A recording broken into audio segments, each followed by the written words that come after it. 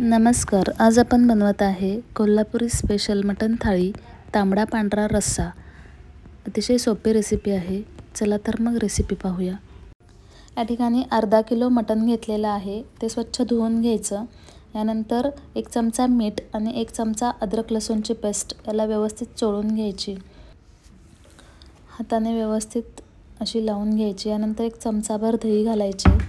हे दही संपूर्ण मटणला व्यवस्थित चोळून लावायचे आहे आणि 15 मिनिट मॅरिनेट करायला ठेवायचे आहे.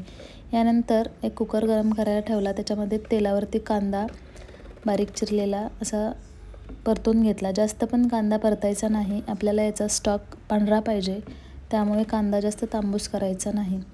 या ठिकाणी मटण असे परतून झाकून ठेवायचे आहे. यावरती झाकणावर 1 ते 2 ग्लास पाणी घालणार आहे आपण आणि नंतर हे गरम झालेलं पाणी मटणमध्ये ओतणार आहे. 3 ते 4 मिनिटांनंतर पहा, पाणी पण वरती गरम होते आणि आतमध्ये मटणाला पण छान पाणी सुटलेलं आहे. हे वरचं पाणी त्याच्यामध्ये घालून व्यवस्थित हलवायचं आणि त्यानंतर थोडंसं गरम पाणी वाढवून आपल्याला तिखट रस्सा आणि पांढरा रस्सा किती करायचा आहे त्या प्रमाणात त्याच्यावरती पाणी घालून 4 शिट्ट्या काढून घ्यायच्या. प्रत्येकाच्या कुकरवरती आहे किती शिट्ट्यामध्ये मटण शिजते. या ठिकाणी माझ्या कुकरमध्ये मिडियम गॅसवरती 4 शिट्ट्या केल्या तर मटण अगदी व्यवस्थित शिजते. पाहू शकता तुम्ही. यानंतर पांढऱ्या रस्स्यासाठी आपण वाटण तयार करून घेऊया. 2 चमचे तीळ भाजून घ्यायचे आहेत.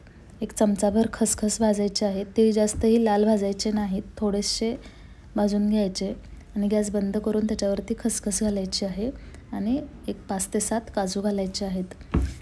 पांढऱ्या रस्स्यासाठी आपल्याला नारळाचं दूध लागणार आहे, अद्रक लसूणची पेस्ट, थोडासा कच्चा मसाला, तमालपत्र 2 ते 3 लवंग, मिरे, चक्रफूल आणि दालचिनी, मटणाचा स्टॉक आणि खसखस, तीळ, काजू घालून केलेलं वाटण.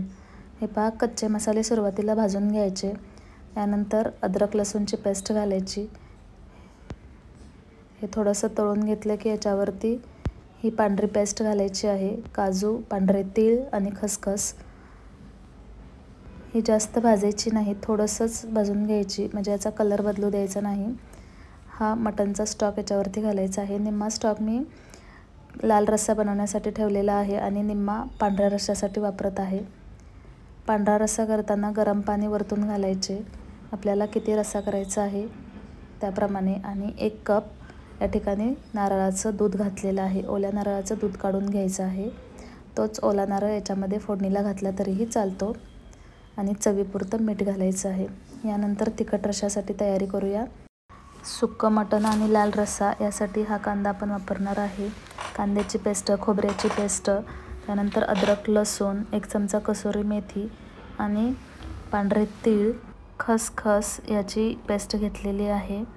एका कढईमध्ये तेल गरम करून त्याच्यावरती सुरुवातीला कांद्याची पेस्ट घालायची. ही भाजून घ्यायची. आपण कांदा भाजूनच बारीक केला, त्याच्यामुळे पेस्ट भाजण्यासाठी जास्त वेळ लागत नाही. जर तुम्ही कच्चा कांद्याची पेस्ट वापरत असाल तर त्याच्यासाठी तळण्यासाठी वेळ जास्त जातो, म्हणून नेहमी कांदा भाजूनच पेस्ट करायची. याच्यानंतर याच्यामध्ये शेवटी हळद घालायची. यानंतर काश्मीरी लाल मिरची पावडर, लाल कलर येण्यासाठी. ही काही तिखट नसते, फक्त वरती तरी येण्यासाठी. आणि जो काळा मसाला वापरतो आपण, तो काळा मसाला घालून घ्यायचा आहे.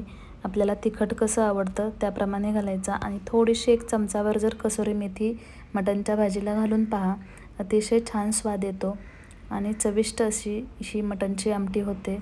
अशा प्रकारे अवश्य करून पहा. यानंतर हा मटणचा जो आपण स्टॉक काढून घेतलेला आहे तो याच्यामध्ये घालायचा आहे. थोडा थोडा करून घालायचा, म्हणजे हे जे मसाले आहेत ते याच्यामध्ये मिक्स होतात. आणि यानंतर या स्टॉक व्यतिरिक्त आपल्याला पाणी घालायचं आहे. ते पाणी नेहमी गरम करूनच घालायचे, थंड पाणी वापरायचे नाही. या ठिकाणी मी गरम पाणी घालते. आपल्याला तांबडा रस्सा किती करायचा आहे त्याप्रमाणे या पाण्याचे प्रमाण कमी जास्त करायचे. या ठिकाणी आपण जे मटण शिजवून घेतलेलं आहे त्यातलं थोडंसं मटण या रश्श्यामध्ये घालायचं आहे. मग अजून रश्श्याला चव छान येते. आपण बाहेरचं दुसरं पाणी घातलेलं असतं, त्यामुळे हे मटण टाकणे गरजेचं आहे. थोडंसं मटण याच्यामध्ये पण घाला. यानंतर पहा, सुक्कं मटण करूया.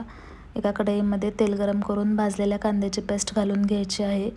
ही पेस्ट एकदाच करून घेतली होती आपण लाल रश्श्यासाठी, आणि सुक्या मटणसाठी. यानंतर यामध्ये अद्रक लसूणची पेस्ट घातलेली. ही अद्रक लसूणची पेस्ट आणि कांद्याची पेस्ट एक 2 ते 3 मिनिट परतून घ्यायची. लगेच परतते भाजलेला कांदा असल्यामुळे. यानंतर आपण करून घेतलेला मसाला, यामध्ये कच्चा मसाला घातलेला होता आणि तो बारीक करून घेतला आहे.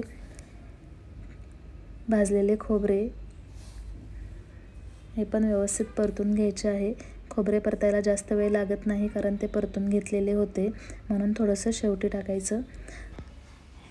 ही पेस्ट परतून झाल्यानंतर याच्यावरती हळद एक पाव चमचा घालायची, काश्मीरी लाल मिरची पावडर अर्धा चमचा. यानंतर आपण जो काळा मसाला वापरतो तो चवीनुसार घालून घ्यायचा आहे. तिखट आवडत असेल तर जास्त घाला, कमी तिखट आवडत असेल तर 1 चमचाभर घातला तरी बस होतो. हे सर्व मसाले व्यवस्थित भाजून घेतल्यानंतर याच्यावरती जे आपण सुक्कं मटण काढून घेतलं होतं ते घालून घ्यायचं. सुक्कं मटण याच्यावरती घातल्यानंतर अगदी 2 ते 3 मिनिट याला परतून घ्या आणि झाकण ठेवून अगदी मिनिटभरच वाफवून घ्यायचं आहे. थोडंसं मीठ वरून घालायचं कारण आपण जो स्टॉक काढलेला असतो त्याच्यामध्ये यातलं मीठ सगळं गेलेलं असतं. 2च मिनिट झाकण ठेवा आणि लगेचच काढून घ्या. मटण व्यवस्थित शिजलेलं आहे त्यामुळे जास्त वेळ झाकून ठेवण्याची आवश्यकता नाही. हे पहा, व्यवस्थित असे हलवून घ्यायचे. अतिशय चविष्ट असे मटण तयार आहे आपले. कोल्हापुरी स्पेशल तांबडा पांढरा रस्सा आणि सुक्कं मटण. हा बेत आषाढ महिन्यात झालाच पाहिजे. अवश्य करून पहा आणि रेसिपी थोडी तरी आवडली असेल तरी लाईक करा आणि चॅनलवर जर नवीन असेल तर चॅनलला सबस्क्राईब करा, म्हणजे इथून पुढं जे रेसिपीचे व्हिडिओ मी अपलोड करेन ते तुमच्यापर्यंत पोहोचत राहतील. तयार आहे आपला या ठिकाणी तांबडा पांढरा रस्सा, जिरा राईस आणि ज्वारीची भाकरी. व्हिडिओ थोडा तरी आवडला असेल तरी लाईक करा आणि आपल्या प्रियजनांपर्यंत हा व्हिडिओ शेअर करा. पहा, या ठिकाणी मी सर्व करते. पांढरा रस्सा पण आपला एकदम व्यवस्थित झालेला आहे. रंग अतिशय सुरेख आलेला आहे. बाहेर मस्त पाऊस सुरू आहे आणि घरात असे कोल्हापुरी जेवण कुणाला आवडणार नाही. फक्कड असा बेत आहे. चला तर मंडळी, नंतर भेटूया पुढील रेसिपीमध्ये. तोपर्यंत धन्यवाद.